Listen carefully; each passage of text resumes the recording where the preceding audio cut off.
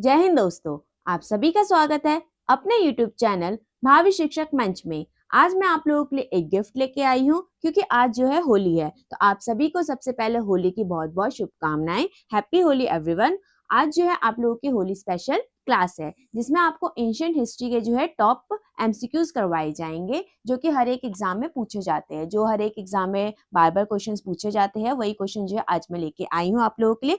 आपके लिए बहुत ही ज्यादा इंपॉर्टेंट क्लास है, तो सभी जो है अच्छे से इस क्लास को देखिएगा और इन क्वेश्चंस को ना आप अच्छे से याद कर लीजिएगा। वैसे तो मैंने कॉन्सेप्ट में आप लोगों को करवाया हुआ है, तो ये सारे क्वेश्चंस जो है आपके सोल्व हो जाएंगे। तो चलिए दोस्तों, हम लोग स्टार्ट करते हैं अपनी क्लास को।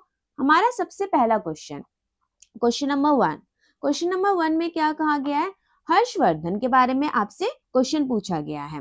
हर्षवर्धन के संदर्भ में निम्नलिखित कथनों में से कौन सा कथन जो है आपका सत्य है? आपको यहाँ पे पॉजिटिव कथन बताना है।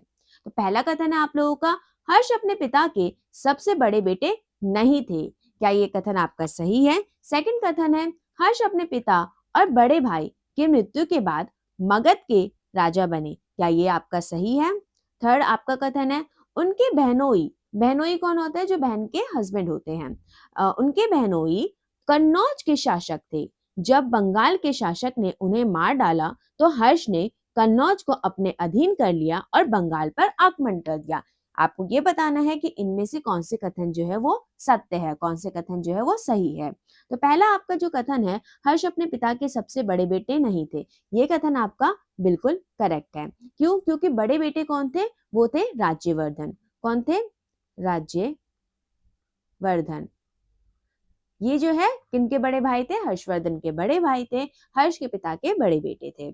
और सेकंड आपका क्या बोला गया? हर्ष अपने पिता और बड़े भाई की मृत्यु के बाद मगध के राजा बने। आधा तो ये सही है, हर्ष जो अपने पिता और भाई की मृत्यु के बाद तो राजा बना था, लेकिन मगध का नहीं बना था। कहाँ के बने थे वो राजा? वो बने थे थानेश्वर के राजा। कहाँ के? थानेश्वर। थानेश्वर के राजा बन गए थे हर्षवर्धन जब उनके पिता और उनके भाई की मृत्यु हो गई थी उसके बाद। तो ये वाला कथन जो है आपका रॉन्ग है। थर्ड जो कथन है आपका, उनके बहनोई कन्नौज के शासक थे।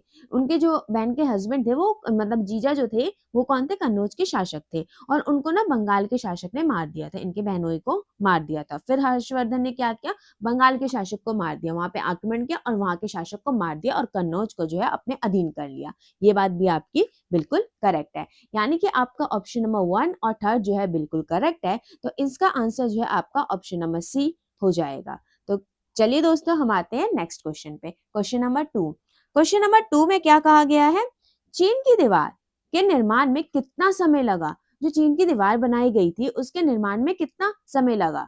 ऑप्शन नंबर ए है आप लोगों का 2000 वर्ष, ऑप्शन नंबर बी है 200 वर्ष, ऑप्शन नंबर सी है 100 वर्ष, ऑप्शन नंबर डी है 1500 वर्ष। तो इसका आंसर क्या है गाइस? इसका आंसर है 2000 वर्ष, यानी कि ए ऑप्शन आपका बिल्कुल ठीक है। चीन की दीवार के निर्माण में आप लोगों को कितना टाइम, इनको जो है कितना टाइम लगा था? 2000 वर्ष लगे थे। आते हैं next question, question number third पे। सार्थवा, सार्थवा किसे कहते थे? सार्थवा का मीनिंग आप लोगों को यहाँ पे बताना है। तो आपका ऑप्शन नंबर फर्स्ट जो है वो है व्यापारियों के काफिले का नेता। जो व्यापारियों के काफिले का नेता था, क्या उसको सार्थवा कहा जाता था? आप लोगों को आंसर बताना है। ऑप्शन बी जो है वो कह रहा है ग्राम प्रधान, ऑप्शन नंबर सी है मुख्य बैंकर, ऑप्शन नंबर डी है शहरी व्यापारी। तो इसका आंसर क्या है गाइस? इसका आंसर है सार्थवा का अर्थ होता है व्यापारियों के काफिले का नेता, यानी कि ऑप्शन नंबर ए आपका बिल्कुल करेक्ट आंसर है। नेक्स्ट क्वेश्चन पे हम आते हैं। नेक्स्ट क्वेश्चन हमारा क्या है? ये पुरास्थल से रिलेटेड है हमारा। निम्नलिखित पुरास्थलों में चौकोर और आयताकार घरों के अवशेष कहाँ से मिले हैं? कौन सा मतलब ऐसा पूरा स्थल है जहां से चौकोर और आयताकार घर मिले हैं? वो आप लोगों को यहाँ पे बताना है। ऑप्शन नंबर ए है मेहरगढ़, ऑप्शन नंबर बी है गोल्डी हवा, ऑप्शन नंबर सी है चिरांद, ऑप्शन नंबर डी है महागढ़ा। तो ये जो है आपको बताना है कि चौकोर और आयताकार घर कहाँ से मिले हैं, कौन से पुरास्थल से मिले हैं। तो इसका आंसर है ऑप्शन नंबर ए मेहरगढ़। कहाँ से मिले हैं? मेहरगढ़। मेहरगढ़ आप लोगों का कहाँ पे है गाइस? ये आप लोगों को पाकिस्तान में देखने को मिलता है, पाकिस्तान के भी बलूचिस्तान प्रांत में, बलूचिस्तान में आप लोगों को ये देखने को मिलता है। जो बोलन दर्रा है उसके निकट ही है मेहरगढ़। तो इसका आंसर हो जाएगा option number A. Next question पे हम आते हैं। नेक्स्ट क्वेश्चन जो है ऋग्वेद काल के टाइम का है। तो इसमें जो है आपसे क्या पूछा जा रहा है, ऋग्वेद काल में काम के आधार पर वर्गीकृत दो समूहों पुरोहित व राजा के संदर्भ में निम्नलिखित कथनों पर जो है विचार करना है। जो वर्गी इन्होंने जो है दो समूह बनाए थे, कौन से, पुरोहित और राजा। तो इनमें से आपको बताना है कि कौन से कथन जो है सही है। यहाँ पे भी आप लोगों को पॉजिटिव ही बताना है। पहला कथन हम पढ़ते हैं। पुरोहित, जिन्हें कभी कभी ब्राह्मण कहा जाता था, तरह तरह के यज्ञ और अनुष्ठान करते थे। क्या ये बात बिल्कुल सही है या नहीं है, ये आप लोगों को बताना है। और जो हमारा सेकंड कथन है वो क्या कह रहा है, राजा महलों में रहते थे और शासन के लिए कर वसूल करते थे। ये ऋग्वेद के टाइम की बात हो रही है, तो आप लोगों को उस टाइम के हिसाब से आपको बताना है कि ऋग्वेद काल में क्या ऐसा होता था या नहीं होता था। तो कौन से कथन जो है वो सही है, आपको ये बतानी है। तो मैं आपको लोगों को बताती हूँ, जो हमारा पहला कथन है वो तो बिल्कुल सही है, लेकिन हमारा सेकंड कथन जो है वो रॉन्ग है। क्यों? क्योंकि ऋग्वेद के टाइम पे ना महलों में राजा नहीं रहा करते थे। ऐसा कुछ नहीं मिला है कि महलों में जो है राजा रहा करते थे, ऐसा कुछ भी नहीं है। और ये क्या है, ये आपको क्या बोले कि शासन के लिए वो जो है कर वसूल करते हैं, नहीं, ये यहाँ पे टैक्स जो है वसूली नहीं की जाती, नियमित रूप से नहीं की जाती थी। गिफ्ट वगैरह ये सब मिल जाते थे, ये सब चीजें थी। तो आपका ए जो है वो आपका करेक्ट है, यानी कि केवल ए जो है वो आपका आंसर हो जाएगा। नेक्स्ट क्वेश्चन पे हम आते हैं गाइज। हमारा नेक्स्ट क्वेश्चन है मौर्य साम्राज्य के बारे में। मौर्य साम्राज्य का पतन लगभग कितने वर्ष पूर्व हुआ था। यहाँ पे ये बताना है कि जो मौर्य साम्राज्य था, जहाँ का अशोक हो गया, जहाँ के बिंबिसार हो गए, वो हो गए हमारे मौर्य साम्राज्य में चंद्रगुप्त मौर्य हो गए, इन सब का जो ये पतन मतलब लास्ट कब हुआ था, खत्म कब हो गया मौर्य साम्राज्य, ये आप लोगों को बताना है। तो ऑप्शन नंबर ए क्या कह रहे हैं, 2200 वर्ष पूर्व मौर्य साम्राज्य का पतन हुआ था, या बी जो है वो बोल रहे हैं 1500 वर्ष पूर्व हुआ था, सी कह रहे हैं 1000 वर्ष पूर्व, और डी ऑप्शन है 2000 वर्ष पूर्व। तो कब जो है हमारा मौर्य साम्राज्य का पतन हुआ था, तो इसका आंसर है 2200 वर्ष पूर्व, यानी कि option number A correct answer है। नेक्स्ट क्वेश्चन पे हम आते हैं। नेक्स्ट क्वेश्चन जो है गण और संघ के बारे में आपके जो है कथन दिए हुए उन पे आपको विचार करना है, और इसमें जो है सही कथन यानी कि पॉजिटिव आपको देखना है। तो पहला कथन है, एक ही शासक के अधीन एक विशाल राज्य क्षेत्र गण या संघ कहलाता था। यहाँ पे संघ है। सेकंड आपका कथन है, बुद्ध तथा महावीर दोनों ही गण या संघ से संबंधित थे। तो इसमें जो है आपको सही कथन बताने हैं, कौन कौन से कथन सही हैं। तो पहला कथन आपका बिल्कुल भी सही नहीं है, ये गलत है। क्यों? क्योंकि यहाँ पे ना अनेक शासक हुआ करते थे, एक शासक नहीं होता था गण और संघ में। यही तो विशेषता थी गण और संघ की। और महावीर स्वामी और बुद्ध जो है वो इसी संघ जो था ना उसी से संबंधित थे, गण और संघ से संबंधित थे। यहाँ पे बहुत सारे राजा हुआ करते थे, कैसे, जैसे ये मान लीजिए यहाँ पे 5-6 जो है राजा है, ये क्या करते हैं, ये सारे ना मिलके काम करते हैं, मिलके ये डिसीजन लेंगे सब कुछ। युद्ध वगैरह जो, पहली बात तो ये युद्ध नहीं करते, आपस में ये लड़ते नहीं है, एकता से रहते हैं और मिलजुल के सारे डिसीजन जो है मिलके ही लिया करते थे। ऐसे यहाँ पे गण और संघ इस तरीके से होता था। तो इसमें जो है सही कथन आपका केवल और केवल बी है, यानी कि ऑप्शन नंबर बी आपका करेक्ट आंसर है। नेक्स्ट क्वेश्चन पे हम आते हैं। नेक्स्ट क्वेश्चन है, मानव सभ्यता के आरंभिक काल को सुविधानुसार 3 भागों में बांटा गया है। निम्नलिखित में से कौन सा काल उन 3 में नहीं आता है। आप लोगों को पता है मानव सभ्यता को जो है 3 भागों में बांटा गया है। हम जैसे पाषाण काल पढ़ते हैं, पाषाण काल, तो इसमें 3 भाग आप लोगों को मिलते हैं। उनमें से जो है कौन सा ऐसा है जो उसका पार्ट नहीं है। तो सबसे पहला ऑप्शन है आपका पूरा पाषाण काल, सेकंड ऑप्शन है मध्य पाषाण काल, थर्ड ऑप्शन है नव पाषाण काल, फोर्थ ऑप्शन है महापाषाण काल। तो पाषाण काल को 3 भागों में हम बांटते हैं। सबसे पहले हमारा पूरा पाषाण आता है, उसके बाद हमारा मध्य पाषाण आता है, और लास्ट में जो है हमारा नव पाषाण काल आता है। इसमें कृषि वगैरह स्टार्ट हो गई थी, वो सब था। और मध्य पाषाण में जो है थोड़े नुकीले वगैरह जो औजार बनाए जाते हैं वो था। पूरा पाषाण में बड़े बड़े पत्थरों का यूज किया जा रहा था। आग की खोज जो है पूरा पाषाण काल में हो गई थी। ये सब है। तो ये तीनों तो आपको मिलते हैं, ये भी मिलता है, ये भी मिलता है, ये भी मिलता है। लेकिन इस ये जो है महापाषाण काल, ये जो है नहीं है, ये आपका क्रॉस है, यानी कि यहाँ पे आपसे नहीं ही पूछा गया था। आपका जो आंसर हो जाएगा वो डी ऑप्शन हो जाएगा, क्योंकि ये इसका पार्ट नहीं है। नेक्स्ट क्वेश्चन पे हम आते हैं। नेक्स्ट क्वेश्चन है रेशम मार्ग। रेशम मार्ग के संदर्भ में, रेशम मार्ग के संदर्भ में निम्नलिखित कथनों पर विचार कीजिए। पहला जो इसमें आपको सत्य बताना है, कौन सा आपको पॉजिटिव बताना है गाइस। पहला कथन है कुछ शासक रेशम मार्ग के बड़े बड़े हिस्सों पर अपना नियंत्रण चाहते थे। कुछ शासक जो है वो क्या करना चाहते थे, रेशम मार्ग पे बड़े बड़े हिस्सों पे जो है अपना नियंत्रण करना चाहते थे। पहला कथन आप लोगों का ये है। सेकंड कथन है आप लोगों का रेशम मार्ग पर यात्रा कर रहे व्यापारियों से उस क्षेत्र के शासकों को कर शुल्क तथा तोहफे प्राप्त होते थे। क्या ये सही है? ये दोनों ही कथन जो है रेशम मार्ग से रिलेटेड बिल्कुल सही है।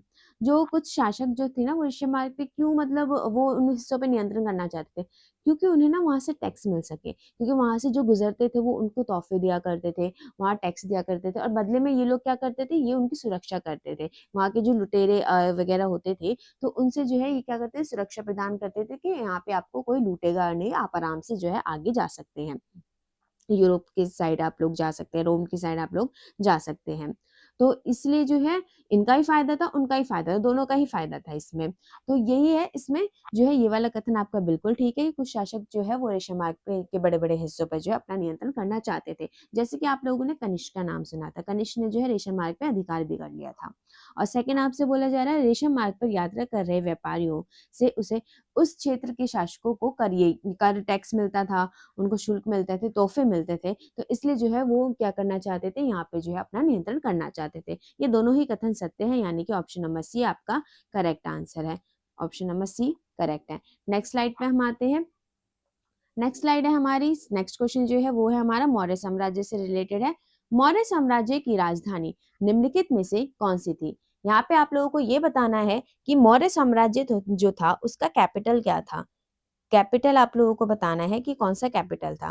पहला है आपका पाटलिपुत्रा, सेकंड ऑप्शन है उज्जैन, थर्ड ऑप्शन है तक्षशिला, फोर्थ ऑप्शन है सांची। तो इनमें से कौन सा जो है वो सही है? कैपिटल कौन सा था मौर्य साम्राज्य का? मौर्य साम्राज्य की राजधानी जो है वो पाटलिपुत्रा थी, यानी कि ऑप्शन नंबर ए जो है वो बिल्कुल करेक्ट आंसर है। नेक्स्ट क्वेश्चन पे हम आते हैं। नेक्स्ट क्वेश्चन है हमारा मेहरगढ़ से रिलेटेड है। मेहरगढ़ आप लोगों को मैंने बताया कहाँ पे है, पाकिस्तान के जो बलूचिस्तान प्रांत में आप लोगों को देखने को मिलता है, बोलन दर्रे के पास में। मेहरगढ़ से प्राप्त एक कब्र में निम्नलिखित में से किस पालतू जानवर को मृतक के साथ दफनाया गया था? मेहरगढ़ में ना एक मतलब ऐसे कब्र मिली हुई है, क्या मिली हुई है, ऐसे कब्र मिली हुई थी, इसमें ना एक पालतू जानवर को भी जो है दफना दिया गया था। तो ये जानवर कौन सा था ये पूछा जा रहा है।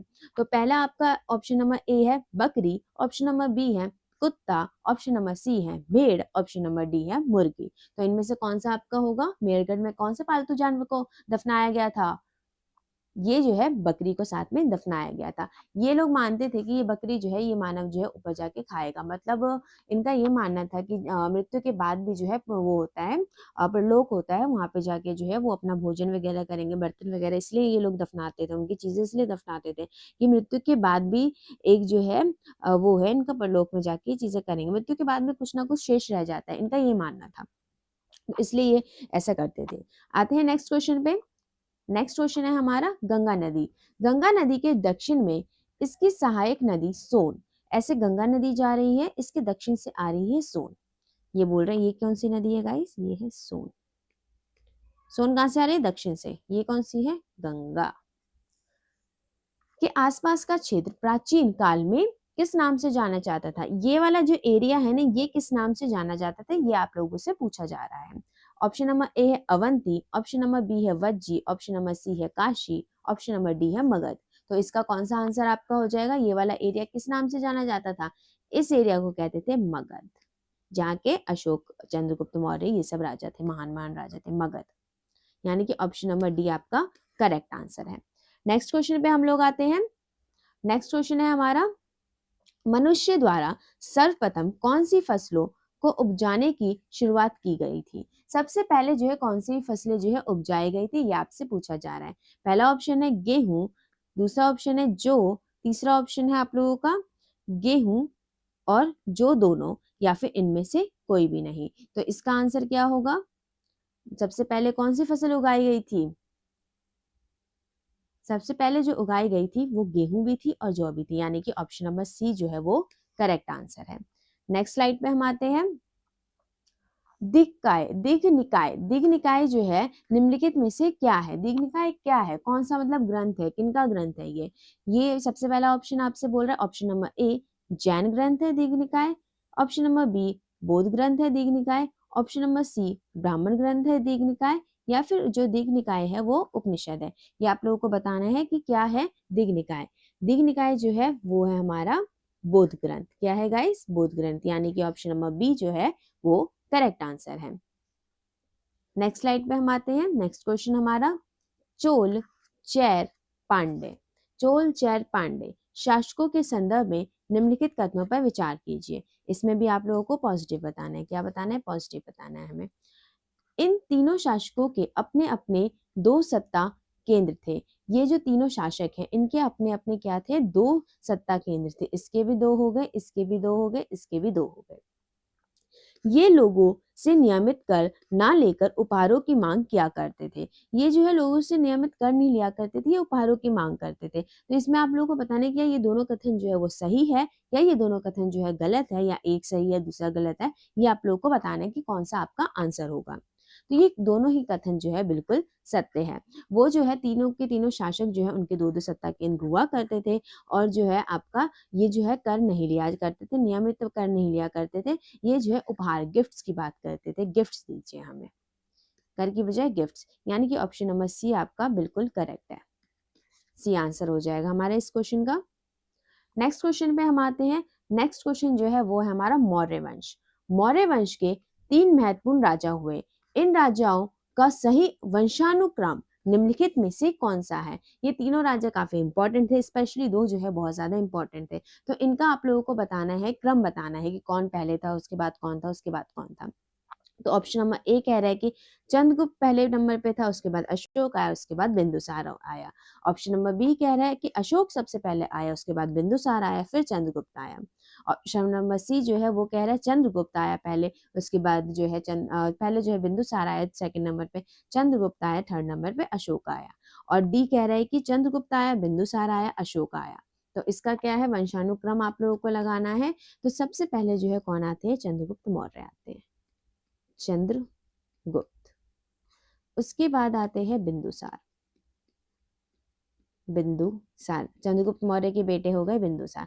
बिंदुसार के बेटे जो है वो अशोक हैं, यानी कि चंद्रगुप्त जो है अशोक का दादा हुआ। क्या हुआ? दादा हुआ, दादा पोता हुआ ये दोनों। और ये दोनों जो है बहुत ही ज्यादा इंपॉर्टेंट है, अशोक और चंद्रगुप्त। काफी ज्यादा मतलब ये अपने मगध को जो है काफी आगे लेके गए, और अपने जो है मगध के लिए सब कुछ किया, अपनी जनता को भी ये काफी इंपॉर्टेंट देते थे। काफी अच्छे राजा हुआ ये दोनों के दोनों, महान राजा, अच्छे राजा। अशोक ने तो पता है युद्ध भी छोड़ दिया था। आप लोगों को मैंने ये पूरा समझा रखा है अच्छे से। आप कॉन्सेप्ट वाली वीडियो देख सकते हैं, क्लास 6 का आप देखिए, उसमें पूरा जो है एंशियंट हिस्ट्री ही करवाया जाता है। तो वो आप क्लास 6 के जो कॉन्सेप्ट वीडियो है वो आप लोग जरूर देखिएगा। तो इसका आंसर हो जाएगा option number D.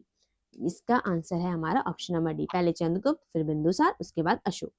Next question पे हम आते हैं गाइस। नेक्स्ट क्वेश्चन है महापाषाणिक कब्र के बारे में। महापाषाणिक कब्रों के संदर्भ में निम्नलिखित कथनों में से कौन सा सही नहीं है, यानी कि गलत है? आप लोगों को नेगेटिव बताना है यहाँ पे।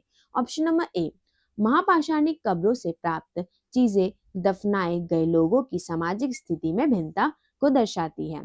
सेकंड आपका बोल रहे हैं कुछ महापाषाणिक कब्रों से एक ही परिवार के कई लोगों के कंकाल मिले हैं। सी ऑप्शन है कब्रों पर गोलाकार चट्टानों या खड़ी चट्टान रखकर चिन्ह बनाए जाते थे ताकि लोग आवश्यकता अनुसार शवों को दफनाने दोबारा आ सके। डी ऑप्शन है कब्रों में दोबारा जाने के लिए एक रास्ता होता था जिसे जो है डेथ हॉल के नाम से जाना जाता था। तो आपका इसमें जो है कौन सा सही नहीं है, ये आप लोगों को बताना है। सबसे पहले आपको कहा जा रहा है कि जो महापाषाणिक कब्रें हैं उनमें ना चीजें दफनाने के लिए दफनाए गए लोगों को सामाजिक स्थिति के बाद, इनमें ना ऐसा भी हुआ है कि कहीं ना मिट्टी के बर्तन आप लोगों को देखने को मिले, वहीं कहीं पे ना सोने के मनके देखने को मिले। एक कब्र में सोने के मनके, एक कब्र में सिर्फ और सिर्फ मिट्टी के बर्तन है, ग्लास हो गया समथिंग जो भी चीजें हैं इनकी, वो मिट्टी के बर्तन है। तो ये सामाजिक भिन्नता ही तो दिखा रहा है कि ये वाली कब्र जो है वो क्या है, एक अमीर इंसान की है, ये वाली कब्र जो है वो गरीब इंसान की है। तो ये बात आपकी बिल्कुल करेक्ट है, यहाँ पे रॉन्ग वाले बताना है। कुछ महापाषाणिक कब्रों में एक ही परिवार के कई लोगों के कंकाल मिले हैं। ये भी बिल्कुल ठीक है। कई महापाषाणिक जो है कुछ मतलब कम ही जो है ऐसा मिला है कि एक ही परिवार के लोगों को एक ही कब्र में जो है दफनाया गया इस तरीके से। और जो इनकी कब्रें जो होती थी ना ऐसे गोलाकार रूप में जो है ईंटें बड़ी-बड़ी सजाई जाती या बड़ी सी जो है ऐसे चट्टान रखकर जो है चिन्ह बनाए जाते थे। ठीक है? क्यों बनाए जाते थे? क्योंकि दोबारा जो है वहाँ पे दफनाने के दोबारा जो है वहाँ पे किसी और दूसरे शव को जो है उन्हीं के परिवार के शव को जो है दफनाना है तो वो चिन्ह बना देते थे कि ये यहीं पे दफनाया गया था, अब यहीं पे दफनाना है। तो ये भी आपकी करेक्ट है। यानी कि इसका आंसर जो है आपका डी हो जाएगा। क्या हो जाएगा? डी। क्यों होगा गाइस? ये आपका आंसर है। ये रॉन्ग है इसलिए ये आंसर है। क्यों? इसमें गलत पूछा गया था इसलिए। ये ना डेथ हॉल नहीं है, ये क्या है? Pothole. क्या बोलते हैं इसको? Pothole. बस इस वजह से ये क्वेश्चन ये वाला जो ऑप्शन है ये आपका रॉन्ग हो जाता है। नेक्स्ट क्वेश्चन पे हम आते हैं।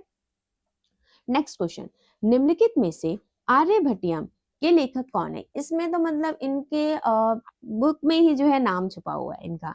तो आप लोगों को ये बहुत इजी आप लोगों को पता ही होगा। ऑप्शन ए है व्यास, ऑप्शन बी है मक्खक, ऑप्शन सी है आर्यभट्ट, ऑप्शन डी है चाणक्य। तो इसका आंसर क्या है? आर्यभट्ट। आपको नाम से पता चलेगा आर्यभट्टियम आर्यभट्ट की है। ऑप्शन नंबर सी आपका करेक्ट आंसर है। नेक्स्ट स्लाइड पे हम आते हैं। नेक्स्ट क्वेश्चन, वेलिला किसे कहते थे? ये जो है कहाँ पे यूज किया जाता था? साउथ इंडिया में यूज किया जाता था वेलिला शब्द। तो वेलिला शब्द जो है वो किनके लिए यूज किया जाता था? ये जो बड़े भूस्वामी हुआ करते थे ना उनके लिए यूज होता था। तो इसका तो मैंने आंसर ही आप लोगों को बता दिया डायरेक्ट। चलिए दोस्तों, जो है आगे से मैं ऐसा नहीं करूंगी। चलिए हम करते हैं नेक्स्ट क्वेश्चन। बड़े भूस्वामी जो है उनको वेलिला बोला जाता था। ऋग्वेद के समय इंद्र किसके देवता थे? जो ऋग्वेद काल था उस समय जो है इंद्र, भगवान इंद्र जिन्हें हम कहते हैं, वो किसके देवता हुआ करते थे ऋग्वेद के टाइम के हिसाब से आप लोगों को बताना है। ऑप्शन ए है आग, ऑप्शन बी है युद्ध, ऑप्शन सी है हवा, ऑप्शन डी है पृथ्वी।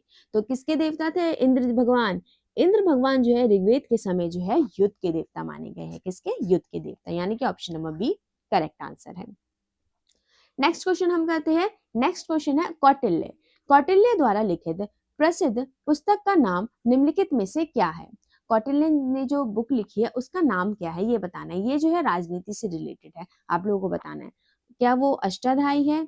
क्या वो अर्थशास्त्र है? क्या वो मलिका मालविका अग्निमित्रम है? क्या वो अभिज्ञान शकुंतलम है? इनमें से कौन सी है? जो कौटिल्य ने लिखी है, कौटिल्य को हम चाणक्य के नाम से भी जानते हैं, विष्णुगुप्त के नाम से भी जानते हैं। तो इन्होंने लिखी है अर्थशास्त्र। ये जो है किससे रिलेटेड है? राजनीति से रिलेटेड है कि राजाओं को कैसे रहना चाहिए, उन्हें जो है अपनी पर्सनल लाइफ अपने पर्सनल में ही रखे, वो जो है जनता के लिए पहले सर्वोपरि रहे। ये सब चीजें जो है किसमें लिखी गई है? इन्होंने अर्थशास्त्र में लिखी है कौटिल्य ने। कौटिल्य कौन है? कौटिल्य वही व्यक्ति है जो चंद्रगुप्त मौर्य को लेके आते, इसलिए क्योंकि घनानंद ने जो है कौटिल्य की इंसल्ट कर दी थी। इस वजह से वो लेके अब बदला तो लेंगे भाई, घनानंद से तो बदला लेंगे। मान लीजिए ये कौटिल्य जी है, अब इनकी इंसल्ट कर दी, इस घनानंद ने इनकी इंसल्ट कर दी। क्या कर दी? इंसल्ट कर दी। अब ये आ गए गुस्से में, एकदम एकदम गुस्से में। बताऊंगा मैं तुझे अब मैं बताऊंगा। ये लेके आ जाते हैं किनको? चंद्रगुप्त मौर्य को लेके आते हैं। इनको प्रशिक्षण वगैरह सब कुछ देते हैं। उसके बाद जो है इन्हीं के थ्रू जो है इनको मरवा दिया जाता है और ये वहां के राजा बन जाते हैं। कहाँ के? मगध के। इन्होंने जो है मौर्य वंश की स्थापना की थी चंद्रगुप्त मौर्य ने। आते हैं नेक्स्ट हम स्लाइड पे। नेक्स्ट क्वेश्चन है हमारा, मगध के निकट वज्जी राज्य था। वज्जी की राजधानी निम्नलिखित में से कौन सी थी? ये वज्जी जो है ये क्या था? ये गण था। वो मैंने आपको पीछे बताया था ना, गण और संघ, वही है ये। तो ये यहाँ की जो है कैपिटल क्या हुआ करती थी ये आप लोगों को बताना है। ऑप्शन नंबर ए है वैशाली, ऑप्शन नंबर बी है मथुरा, ऑप्शन नंबर सी है कौशाम्बी, ऑप्शन नंबर डी है चंपा। मगध आप लोगों को कहाँ देखने को मिलता है? बिहार में, आज के बिहार में। और वहीं पास में जो है वज्जी भी आप लोगों को देखने को मिलता है, बिहार में ही पड़ता है ये भी।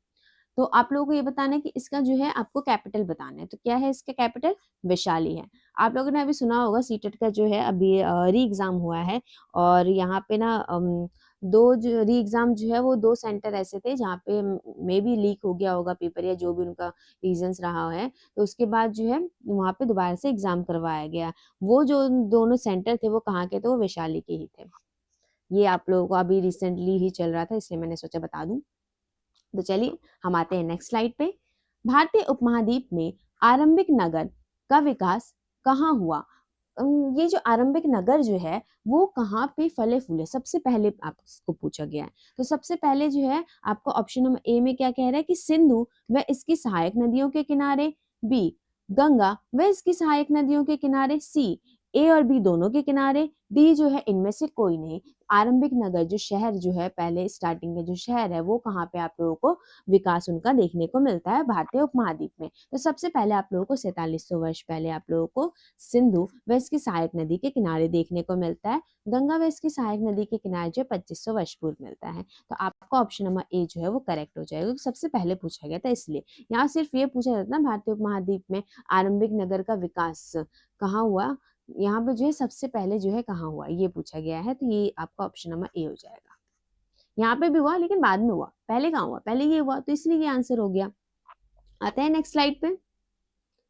चरक संहिता किसने लिखी? जो चरक संहिता है वो किसने लिखी? ये भी इतना इजी, मतलब इन लोगों ने बुक दे दी है, ये नाम से ही पता चल रहा है, बुक के नाम से ही उनका नाम पता चल रहा है। चरक कौन थे? पहली बात, चरक जो थे वो थे डॉक्टर, एक वेद टाइप के नहीं होते जो मतलब ये डॉक्टर ही थे उस टाइम के, तो डॉक्टर ही हुए, वेद जो इलाज वगैरह करते हैं वही थे डॉक्टर। चरक, चरक ने जो है कितनी हड्डियां बताई थी? 360 हड्डियां बताई थी मनुष्य के शरीर में, जो कि आज जो है हमारी 206 है, तो इससे ये बहुत ज्यादा अधिक है। तो इन्होंने शायद नाखून वगैरह जो है वो काउंट कर लिए होंगे, दांतों को काउंट कर लिया होगा, हो सकता है। तो ये सब, लेकिन मतलब अच्छे खासी ये भी जो है डॉक्टर बहुत अच्छे हुआ करते थे, क्योंकि उस टाइम की बातें बहुत पुरानी एंशियंट की बात है, ये भी तो देखिए आप लोग। आज के टाइम की, आज हमारे पास टेक्नोलॉजी है, उस टाइम में कोई टेक्नोलॉजी नहीं हुआ करती थी, तो उस टाइम के हिसाब से ये तो बहुत ही महान आप लोगों को देखने को मिलेंगे। तो आपका पहला ऑप्शन है पाणिनि, सेकंड ऑप्शन है चरक, थर्ड ऑप्शन है चाणक्य और फोर्थ ऑप्शन है हरिसेन। तो इसका आंसर क्या है गाइस? इसका आंसर है चरक, बी ऑप्शन आपका करेक्ट है। चाणक्य जो कौटिल्य विष्णुगुप्त, उन्होंने कौन सी अभी मैंने पीछे आपको बताई थी? अर्थशास्त्र, ये बुक लिखी थी इन्होंने। नेक्स्ट क्वेश्चन पे हम लोग आते हैं गाइस, बाणभट्ट। बाणभट्ट जो है निम्नलिखित में से किसके दरबारी कवि थे? जो बाणभट्ट थे वो किसके दरबारी कवि थे, ये आप लोगों को बताना है। ये जो है हमारा आज का लास्ट क्वेश्चन है, तो आप अच्छे से इस क्वेश्चन का आंसर दीजिए। पहला जो है आपका ऑप्शन बोल रहा है कुमार गुप्त के दरबारी कवि बाणभट्ट थे, स्कंद गुप्त के दरबारी कवि बाणभट्ट थे, क्वेश्चन मार्क है इसके बाद मेरा, विष्णुगुप्त जो है उसके दरबारी कवि बाणभट्ट थे, या हर्षवर्धन के दरबारी कवि जो है वो बाणभट्ट थे? तो इसका आंसर क्या है गाइस? इसका आंसर है हर्षवर्धन, डी ऑप्शन बिल्कुल करेक्ट है। बाणभट्ट जो है वो किसके दरबारी कवि थे? वो हर्षवर्धन के दरबारी कवि थे। अब जो है आप लोगों का बहुत बहुत धन्यवाद, ये आप लोगों ने पूरी वीडियो देखी, तो बहुत बहुत थैंक यू आप सभी लोगों का। आप लोग जो है चैनल को, अगर आप लोगों को वीडियो जो है अच्छी लग रही हो, आप लोगों को क्वेश्चंस अच्छे लग रहे हो, या आपका कोई सजेशन हो, तो आप लोग जो है मुझे कमेंट बॉक्स में बता सकते हैं। और आज जो है आप लोगों ने मेरे इसमें ना टोटल 25 क्वेश्चन आप लोगों को करवाए गए थे, तो आप लोग स्कोर बताइएगा कि आपको जो है कितने स्कोर आप लोगों ने अचीव किए। और साथ ही साथ जो है आप मुझे बताइए कि आपको ये कैसा लगा ये गिफ्ट, ये भी आप लोग मुझे बताइएगा। और जो है चैनल को आप लोग लाइक, सब्सक्राइब, शेयर करना बिल्कुल ना भूलें, और बेल आइकन दबा दीजिएगा, ताकि जो है आपको नेक्स्ट वीडियो की जो है नोटिफिकेशन मिल जाए। इसके बाद जो है आपका जो है आज मैंने 12th चैप्टर भी कंप्लीट, आपका जो है कब तक हो जाएगा, पूरा क्लास 6 जो है वो आप लोगों का कंप्लीट हो जाएगा, सैटरडे तक आपका कंप्लीट हो जाएगा प्रैक्टिस सेट के साथ, ठीक है। 2 प्रैक्टिस सेट आते हैं आप लोगों को पता है, फ्राइडे और सैटरडे को, तो वो आप लोगों का पूरा कंप्लीट हो जाएगा। तो चलिए दोस्तों, आप लोग जो है होली बहुत ही अच्छे से एंजॉय कीजिए, अच्छे से खेलिए, प्यार से खेलिए, क्योंकि ये जो है मतलब रंगों का त्योहार है, तो आप लोग का जो है जीवन भी ऐसे ही रंगों से भर जाए, ऐसे ही मेरी कामना है। आप लोग जो है अच्छे से होली खेलिए। Happy Holi everyone, happy Holi, happy Holi guys.